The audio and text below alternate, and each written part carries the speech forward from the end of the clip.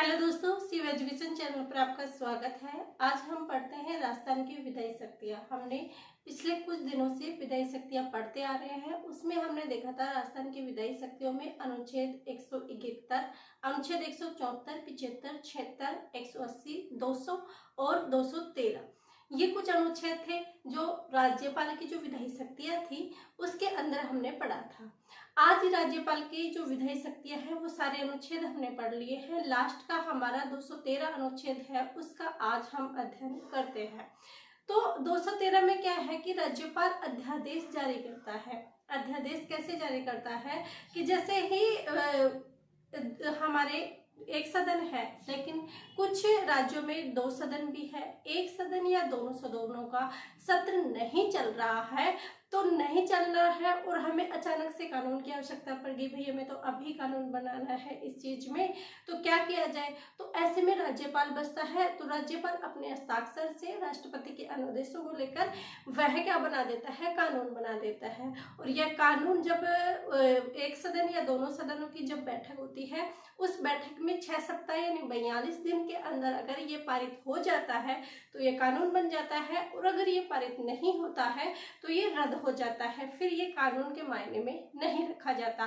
तो ये एक विशेष प्रकार का कानून बनाया जाता है जो आकस्मिक परिस्थितियों यानी अचानक से कुछ परिस्थितियां उत्पन्न हो जाए तो राज्यपाल को यह अधिकार दिया गया है कि भाई आप जब सदन काम नहीं कर रहे तो आप परिस्थितियां देखकर आप कानून बना सकते हो, ये कानून आप वापस भी ले सकते हो। अगर हम अध्यादेश जारी करेंगे तो आपको मंत्रिपरिषद की सलाह लेनी पड़ेगी, लेकिन अगर आप अध्यादेश वापस लेते हैं तो आपको मंत्रिपरिषद की सलाह की आवश्यकता नहीं है, आप अध्यादेश वापस ले सकते हैं। तो इसी नियम को लेकर, इसी अनुच्छेद को लेकर हम इस क्लास में चर्चा करेंगे। तो चलिए स्टार्ट करते हैं। देखिए, राज्यपाल की हम विधायी शक्तियां पढ़ रहे थे। विधायी शक्तियों में आज अनुच्छेद है 213। हमने 171 पढ़ लिया है, 174, 175, 176 हमने पढ़ लिया है, 180 और 200 में क्या पढ़ा था, राज्यपाल विधेयक पारित करता है, उसमें पुनर्विचार हेतु लौटाता है। 201 के तहत वह राष्ट्रपति हेतु आरक्षित रखता है। 176 में विशेष अभिभाषण है, 75 में भी अभिभाषण है कि दोनों सदनों को मिलकर वो बैठक करता है। तो चलिए 213 अनुच्छेद देखते हैं। 213 अनुच्छेद देखते हैं कि विधानमंडल में अध्यादेश जारी करने की शक्ति किसकी है, राज्यपाल की। कि राजस्थान में विधानमंडल में जो अध्यादेश जारी करने की शक्ति है वो किसकी है, राष्ट्रपति की।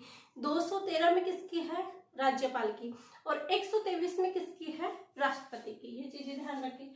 फिर है 213 फर्स्ट क्या कहता है, 213 फर्स्ट कहता है कि जब विधानमंडल के एक सदन या दोनों सदनों का सत्र नहीं चल रहा है, यानी वो कार्य नहीं कर रहे हैं, तो और कानून बनाना अनिवार्य है कि दोनों सदन की बैठक भी नहीं चल रही है, दोनों सत्र में भी नहीं है, और हमें कानून भी बनाना है।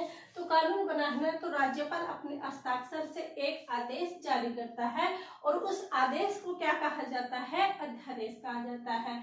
जैसे कोई विधेयक आया, क्या आया, जैसे कोई विधेयक आया तो विधेयक पहले दोनों एक सदन में पारित होगा, फिर इसमें पारित होगा, और फिर राज्यपाल का हस्ताक्षर होगा, ऐसे पारित होता है।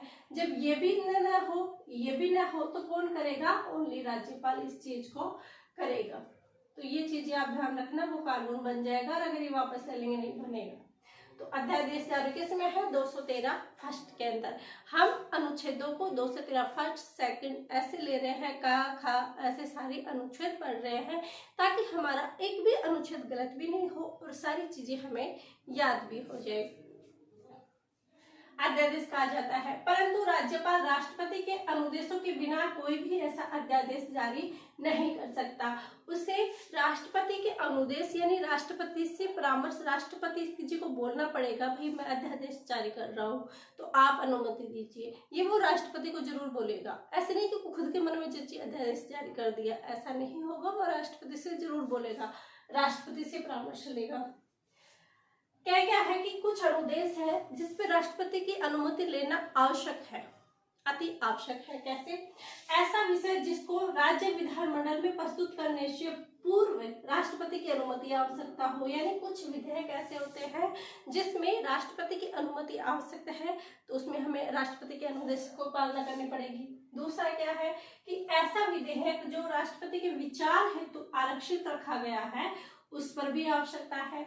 और यदि राज्य विधानमंडल का अधिनियम ऐसा हो कि राष्ट्रपति की स्वीकृति आवश्यक है, अन्यथा वह अवैध माना जाएगा। अगर राष्ट्रपति की स्वीकृति आवश्यक है और हमने स्वीकृति ली भी नहीं, क्या स्वीकृति आवश्यक है और हमने स्वीकृति नहीं ली, तो ऐसे में क्या माना जाएगा, रद्द माना जाएगा। ये 3 चीजें आप आराम से ध्यान रख सकते हो कि इन चीजों पर राष्ट्रपति के अनुदेशों की पालना हमें करना आवश्यक है, तभी हमारा अध्यादेश जारी होगा। फिर है अनुच्छेद 213(2). 213(2) में क्या है कि अध्यादेश का वही प्रभाव होगा जो राज्य विधानमंडल द्वारा बनाए गए अधिनियम का होगा।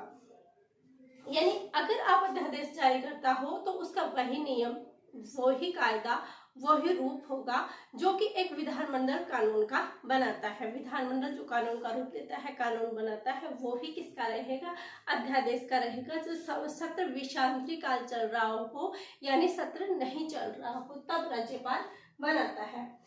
फिर 213(2) में क्या है कि अध्यादेश दोनों सदनों या एक सदन में 6 सप्ताह यानी 42 दिन में पारित होना आवश्यक है, अन्य रद्द माना जाएगा। जब सदन 213(2) का क्या कहता है कि जब दोनों सदनों का सत्र नहीं चल रहा था, लेकिन जब वो वापस से सत्र में आ गए हैं और फिर 42 दिनों के अंदर अगर हम उसको कानून का रूप देते हैं, तो अगर वो पारित हो जाता है तो कानून बन जाता है, अगर वो पारित नहीं होता है तो कानून नहीं बनता। ये किस में लिखा है, 213(2) के अंदर ये लिखा हुआ है। 6 सप्ताह यानी 42 दिन। अगर हमें इनकी बैठक की दिन की गणना करनी है तो कैसे करनी है, दोनों सदनों की बैठक हुई अलग अलग, एक की 6 को हुई, एक को 10 को हुई, तो हम 6 सप्ताह की गणना बाद वाली डेट से इनकी बैठक की गणना करेंगे। 10 के बाद 6 सप्ताह यानी 42 दिन की गणना करेंगे, पहले वाले से नहीं करेंगे। ये 243 क्या होगा, 213(2) में क्या लिखा है, 213(2) में क्या लिखा है कि राज्यपाल किसी भी समय अध्यादेश को वापस ले सकता है। इसमें मंत्रिपरिषद की सलाह की आवश्यकता नहीं है।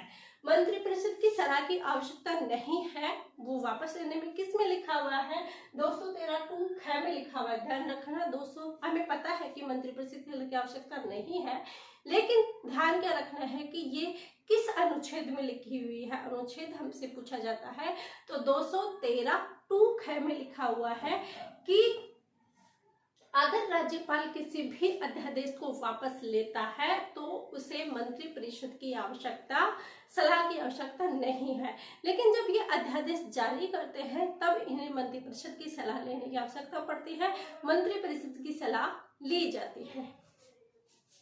फिर 243 हमने पढ़ लिया है, ये हमने कुछ अनुच्छेद पढ़े हैं। 213 में क्या लिखा हुआ है कि राज्यपाल अध्यादेश जारी कर सकता है, प्रख्यापित कर सकता है। फर्स्ट में क्या लिखा है कि जब विधानमंडल में एक सदन या दोनों सदनों का सत्र नहीं चल रहा है और हमें कानून बनाना है, तो राज्यपाल अपने हस्ताक्षर से आदेश जारी कर सकता है। ये 243 फर्स्ट में रखा है कि अपने हस्ताक्षर से अध्यादेश जारी कर सकता है। परंतु यहाँ फर्स्ट सेकंड में लिखा है, परंतु लिखा है, परंतु राज्यपाल राष्ट्रपति के अनुदेशों के बिना ऐसा कोई अध्यादेश जारी नहीं कर सकता। ये क्वेश्चन आ सकता है कि क्या राज्यपाल राष्ट्रपति के निर्देशों के बिना अध्यादेश जारी कर सकता है, तो जी नहीं, उनके अनुदेशों के बिना अध्यादेश जारी नहीं कर सकता। फिर क्या में क्या लिखा है कि ऐसा विषय जिसमें राज्य विधानमंडल में प्रस्तुत करने से पूर्व राष्ट्रपति की अनुमति आवश्यकता है, ऐसा विधेयक जो राष्ट्रपति के विचार हेतु रक्षित रखने है उसके लिए आवश्यकता है, और यदि राज्य विधानमंडल का अधिनियम ऐसा हो कि राष्ट्रपति की स्वीकृति आवश्यकता है तो हमें इनकी स्वीकृति आवश्यकता है, तो अन्यथा वैध माना जाएगा।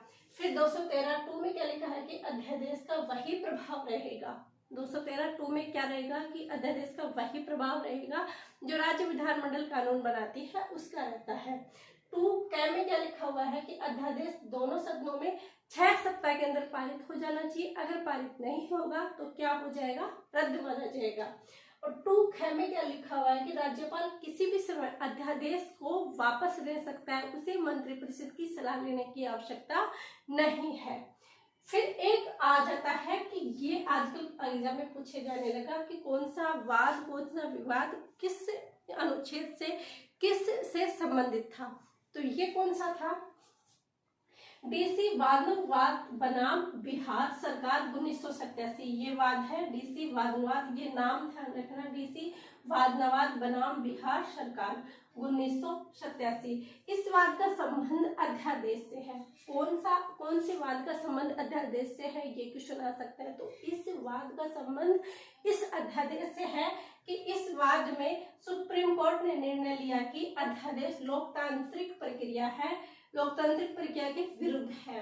यानी सुप्रीम कोर्ट ने क्या निर्णय लिया कि अध्यादेश लोकतांत्रिक प्रक्रिया के विरुद्ध है, अतः अध्यादेश का राज नहीं चलेगा।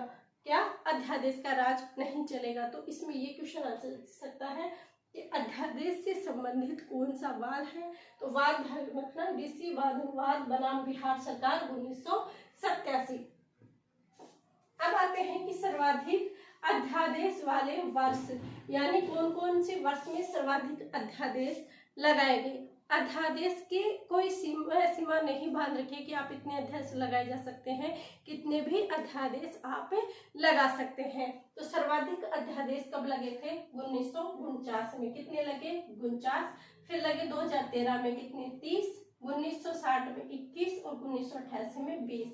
ये सर्वाधिक अध्यादेश आप ध्यान रखें, क्योंकि सर्वाधिक अध्यादेश से क्वेश्चन आ सकता है। आज हमने राज्यपाल की विधायी शक्तियां पढ़ी, कल और शक्तियां लेकर आ रहे हैं, क्योंकि हम कार्यकाली शक्ति पढ़ चुके हैं। आज विधायी शक्तियां हमारी कंप्लीट हो चुकी हैं। कल एक नई शक्ति के साथ मिलते हैं। ऐसे ही वीडियो को लाइक, शेयर एंड सब्सक्राइब करते रहिए। कुछ नहीं समझ में आए तो कमेंट कीजिए, लाइक कीजिए और शेयर कीजिए, सब्सक्राइब कीजिए। आप सभी का धन्यवाद। Thank you.